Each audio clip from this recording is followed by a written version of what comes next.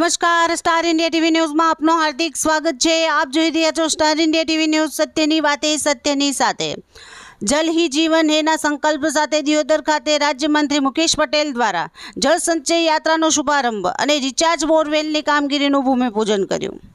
નર્મદા જળ સંપત્તિ પાણી પુરવઠા અને કલ્પસર વિભાગ દ્વારા દિયોદર વિધાનસભા વિસ્તારમાં જળ સંચય યાત્રાનો શુભારંભ અને રિચાર્જ બોરવેલની કામગીરીનું લાખાણી તાલુકામાં આવેલ આર્ટ્સ કોલેજ લબાણા ખાતે મહાનુભાવો સાથે રાજ્યમંત્રી મુકેશ પટેલ ઉપસ્થિત રહી ભૂમિપૂજન કર્યું।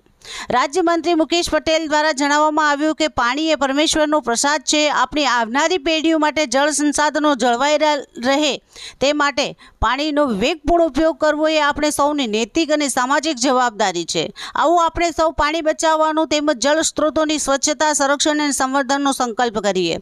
Star India TV news all part reporter Harikrishna Bhatt, જિલ્લા સુરત।